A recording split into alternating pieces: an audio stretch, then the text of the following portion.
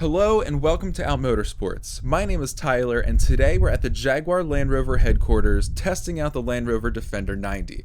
Jaguar Land Rover was kind enough to invite us here for the day to test out this Defender, and they've also let us test out the refreshed XF and F-Pace. They've made some really good changes on those, but I'm not allowed to tell you about those yet. So if you want to stay up to date on more fresh product launches, please take a moment to subscribe and hit the notification bell. Okay, so now let's take a quick look at this new Defender 90 before we get one to test fully later in the year.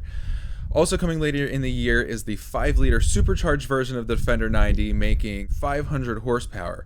That Defender 90 will sprint to 60 in under 5 seconds, so hopefully we get a chance to test that one as well. This one that we're driving today has a 3-liter supercharged and turbocharged inline-6 that we'll talk more about later. This Defender 90 is the 17-inch shorter sibling to the Defender 110, and it also clearly has 2 less doors.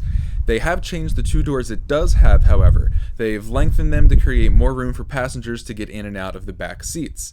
This new generation Defender is 15 times stiffer than the last Defender model that we saw in the United States. Our test version also has a full folding fabric roof that is only available on the launch edition. I haven't driven the 110, but the cabin noise in this for being a Defender on some aggressive off-road tires is still pretty acceptable given the cloth top. We'll see in the back, that center support beam right there is the reason this chassis is 15 times stiffer than the previous, at least one of the reasons. The downside to that is that stays there and isn't removable when you fold down the rear seat, so there's always a hump in the middle.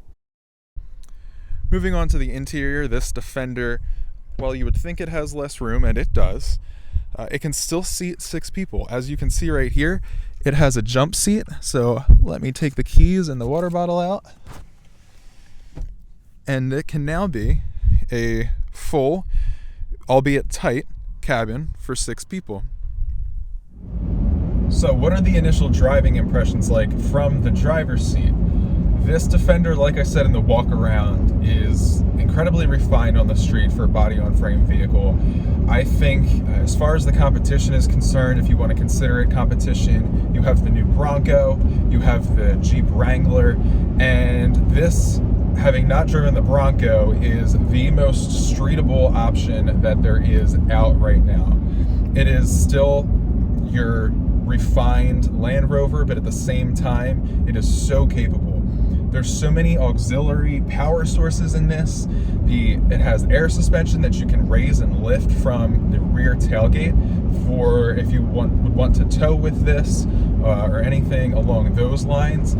Although I don't know how this would tow due to the short wheelbase. So we're just going through some mountain roads. I can't tell if you can tell by the way that the camera is shaking around, but it's bumpy. But it's handling this very, very well. There's no cowl shake, there's no instability left to right, there's no pogoing front to back. It doesn't have any of those real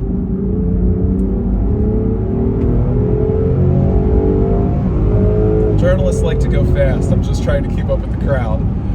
But anyway, it doesn't have any of those real short wheelbase driving characteristics. They've done a really good job with masking the short wheelbase of this truck.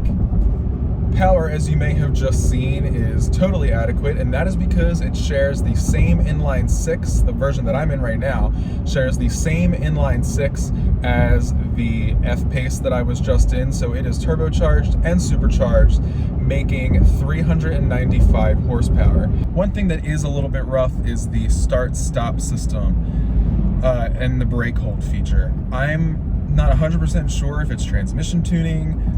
It feels almost as if the transmission stays engaged while the car is off, and when you first start it, it does like a lurch forward feature, almost as if it does that as well as holding the brakes a little bit too long. It fits well between lanes. It still doesn't feel too wide necessarily. It takes bumps and potholes like a champ, as you'd imagine. So overall initial impressions on this Defender 90 are very positive. I'm very excited to see what Jake has to say about it because he has the comparison of the 110, but as a street vehicle and as an off-road vehicle. This has all the hardware to be super capable. It is also incredibly comfortable on the street, like I've said, and I see no problem with having this as your daily driver and also your off-road fun toy, for sure.